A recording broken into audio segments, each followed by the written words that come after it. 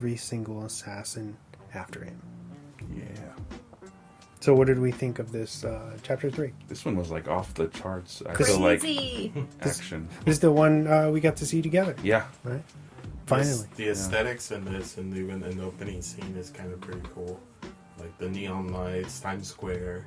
Like the rain really sets it off when like it's reflecting off of the ground, and you see like those neon lights around them, or just lights in general. Mm-hmm. I think it really does. I know a lot of movies do that anyways. They wet the floors before a lot of scenes because it just looks prettier on film. Yeah, this one really does. Yeah. But for me, I know when this trailer dropped, I remember us talking about it specifically with the one of the scenes that's later on in the movie, but with the like the ninjas on motorcycles. Yeah. With the swords. Katanas, Yeah, and the horse in the middle, and you just see them, they all pull out at the same time. I thought that was just, it's like a beautiful scene that kind of, it's just amazing. But the beginning takes off pretty much right when the second one ended. He's kind of hobbling through Yeah, New like York. exactly. And you can see he's in pain, the dog's running alongside of him, and it's raining. And he runs into the library. And he goes in to look for an older book, a historical book or something like that, and you have to look it up by like code. And he goes there and he pulls it open, and it's a secret, basically a secret compartment in the book, and it has a gun, right, and some coins, And a picture of his wife. Yeah. And the cross. Oh, that's right, the cross, yeah. What's it called? The rosary? The rosary. Yeah. And he grabs all those things, and that's when that big ass. Once again, Giant maybe one of the best fights in the whole thing. Yeah, they opened up that movie with that scene, and it's like your jaw is just like on the fucking This floor, one, I cringed during that too. When he's like smashing it in. The oh, book. God, yeah. Yeah. But and then he ends up putting the book back. He closes it and puts the all book bloody. back. Yeah, it's like bloody. It's like, okay, no one's gonna notice that. That was a really crazy, and I think it just set the bar to be like this is show what you're in. This is what you're in Yeah. for. Yeah. And then like from then on, the action doesn't stop. It just keeps going. And then the scene after that, he goes to see the. Does he see the doctor first? Yeah. He tries to, and he's like, "No, And John. he's like, "Oh, you know, John, I can't help He's you." like, "I can't help you. You know, it's He's like, I got 10 minutes. He's like, you can help me, and he's like stitching him up, and he's like, Doc, hurry up, Doc. And it's cool because you see that same doctor. He was in the first one, right? And I want to believe he's from the Matrix, right? Yeah, he is. He's the key holder. The key holder, yeah. Key master. I love the fact that he's like, it hits. You hear the dong, the doom. Yeah, he's like, oh, I can't. I'm sorry, John. I can't help you anymore. And John's like fixing himself up, and he's like, oh, where are the pills? Or he's like, take 4 of these, and it'll give you energy, but also like relieve you from pain. He's like, it won't stop the bleeding. But he's like, you're gonna have to shoot me because they're not gonna believe that you found the pills by yourself. He hasn't shoot him twice. One time, like the arm and then he's up like, here. no, you're gonna have to do it again. They won't believe just one shot or whatever. And he doesn't even get to finish. He's like, bah! Like John just shoots him. He's like, oh! He's like, shoot me right and right he's here. Like, shoot her here. Don't so he graze my shoots heart. him. Like he shoots. And then him. he's like, okay, and then shoot me over here, and then he just like shoots He's him. like just above the hip, and he doesn't finish, and he just shoots him. He's like, oh, thank you, John. And he's like, be seeing you, Doc. Thank you, because or else he'd just be fucking dead. Yeah. And then he takes off, and that's when he runs into the other guys in the like the knife store. Yeah. Like, I don't know. Like, yeah, just throwing like and they're fucking all axes. breaking. Yeah, they're just throwing knives at each other. Breaking It's just, the glasses. That scene is a crazy intense. ass one shot. And what I love is that it's so imperfect. Like you watch John's throwing knives and they're bouncing off, and he's not. The back's hitting him, and it's just they're all like fucking just throwing knives and trying to hit each other. They're throwing axes, and that scene where the guy throws the axe at John and then he catches it and then throws it right back at him and hits him in his head. Yeah. It's fucking insane. And then the guy gets stabbed in the eye, and you see it go into his eye and like his pupil or whatever. Yeah, it was man. It's kind of cringe-worthy movie. It's kind of cool. It is, and it like just makes you think like how tired not only must Keanu and everybody else be like trying to execute these scenes, but in the movie supposedly he's fighting a group of men after men after men, like each place that he's trying to hide at, there's just like people there and trying to kill him. Always It's like somebody. he must just be exhausted. Yeah. And I want to say something that Winston says, like when the concierge kind of talks to him about the contract, and he's like, he's like, how much did the bounty, or how much was the contract now? It's like, 14 million, it's gone worldwide.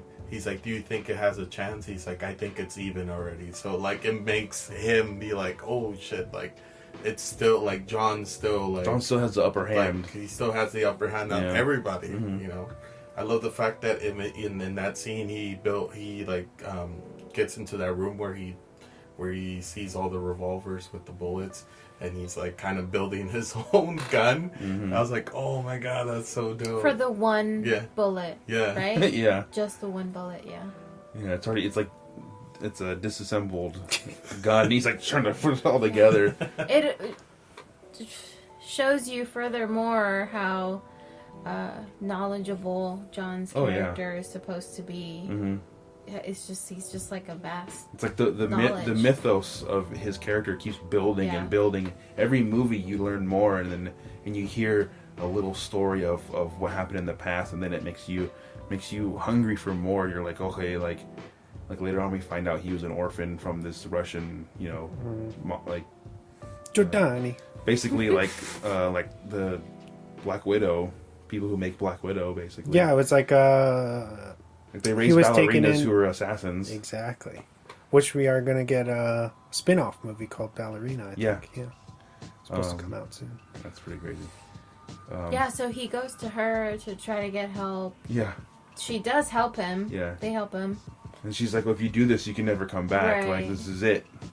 Like, we'll give you free passage, but, one time. And then he keeps asking for this specific person. We don't know who that is yet at the moment.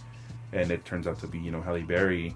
But, and I think that's when the adjudicator, she comes in right before that. Mm-hmm. And she recruits the sushi guy. Zero. Yeah. And then... who is from Kill Bill, right? He's from Kill Bill, is he? Yeah, he's the sushi chef in Kill Bill. Oh, that's him? Yeah. Okay. I'm pretty sure that's him. Not the older guy, the guy. The one behind assistant, him. the one who's like the older guy is he's Sonny breaking the Chiba, bottles and stuff. Yeah. When the adjudicator comes in, that character, that chick, she's just like.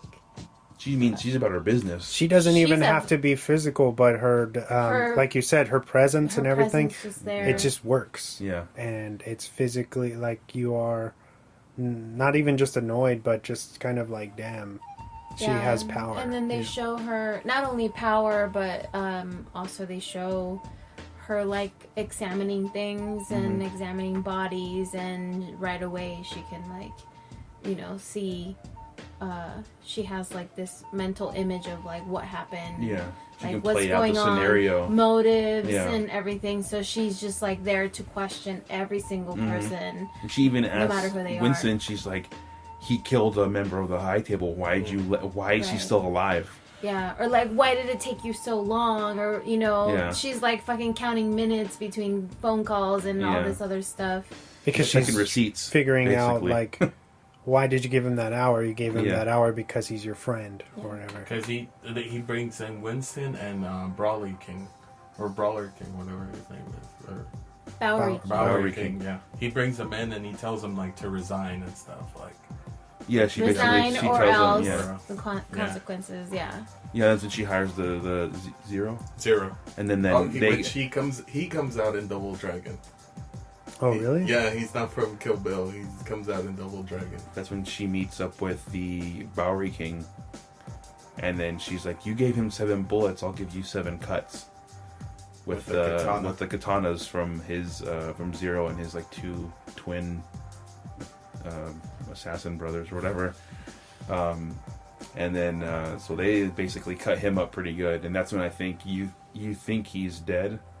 Because he's so cocky and arrogant, I think in the same way that Winston is, kind of feeling like they're both untouchable, really. Because he even says, like, you can't do anything to me, like, you can't touch me. Because they kill all of his henchmen and stuff. Yeah, like nothing. The whole entire underworld of homeless people are yeah, dead. because he doesn't want to give that up. He's Yeah. like, no. He's like, I'm not gonna resign. Mm-hmm. That's And where, then that happens, and then so we cut back to John with what's her name, the Russian lady, the one who gives him Angela Houston. Angela Houston. Yeah, I was trying to think of her character name. I don't know her character Yeah. name. But she, like we were saying earlier, she gives him passage to go do this thing, and that's when he burns. They attach the end of the rosary to a hot stick or a poker for a fireplace, and they burn it. It's because she doesn't have a name. They call her the director. Okay. And they burn that cross upside down onto his tattoo that's on his back. Mm-hmm. And the whole time when that happened, I was like, "Fuck! He just ruined his tattoo." I'm like, "Dang, damn it! Now he's gonna have to get it redone." Stupid things like that bother me in movies. But that's when he ends up getting sent to. he's still in Casablanca, right? Oh, that's Casablanca, right? Yeah, okay. And that's where he meets Sophia. Mm-hmm. And she's Now I'm like, she's the Winston of that Continental, because it's a Continental there. Morocco, right? Yeah, Morocco.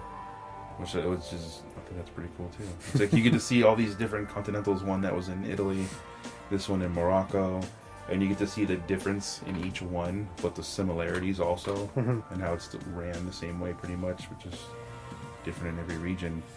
And then he basically is telling him that, or he tells, what does he go to ask her for? Like help for something. He wants to go see the main the guy who sits above the high table, and who no one knows who that is. Yeah, and that no one knows. He finds you. You can't find him. Yeah, because I think she knows the guy who can get him passage out of. Basically, or fix everything. Right? Yeah, and that's when they go to see him, but that's right before that we get introduced to the two dogs, which are amazing actor dogs in this. The German Shepherds, which I love German Shepherds. With their tactical vests. Oh, it's so amazing! I love those. I want to get Harley one just for fun. But yeah, and then they introduced that the guy from Game of Thrones, the red-headed guy. I don't know his name. He's the guy who's making the currency, the coins and everything. I know who you're talking about, but he was like one of the wildlings, I believe. He was with Jaime, the Kingslayer. He was the one who taught Jaime how to sword fight again. But anyways, he asked him. He asked if he can help John, and he kind of says, I think he says like, give me one of your dogs, and I'll help you. Mm-hmm. And she says no, because like those are her babies. Obviously, basically. Yeah. And that's when he ends up. I think he shoots the dog, and the dog. When that happened, I was like, "Oh fuck, the dog's dead now." That body armor sucks. But and then that's when John kind of. It wasn't John. It was her, right? It was Halle Berry who kind of. Starts the whole thing. She loses her shit and she's just like, "Fuck this," and then they end up having this big shootout. Yeah, and that's when you really get to see the dogs in action. Yeah, which is amazing. All her her when she does like her calls and stuff to attack certain places. If you pay attention, when they'll like shoot someone in the head and the dogs, they're still like grabbing their balls or whatever, yanking them, which is horrible. The dead body. Yeah, or they're still pulling on the legs or their arms or whatever. Yeah, it's just so good. Halle Berry was a cool character, but I think her dogs outshone the whole thing about her. That whole scene, they stole that whole scene. I'm like, like John and her. It was cool to see her in those scenes because I know Keanu Reeves really spoke highly of her and her dedication. Like he's like, oh yeah, no, she's just like me. She does a few like really good jujitsu, where she ties up people and it looks like John. The way that John performs, she did the same exact thing, and she's older now too. So it makes me wonder why she doesn't do more work like this. Because even in this film, she doesn't have a lot of screen time. I feel like to answer that, I feel like she really wasn't seen as that type of actress in this type of role. I don't know if that's just, does she have any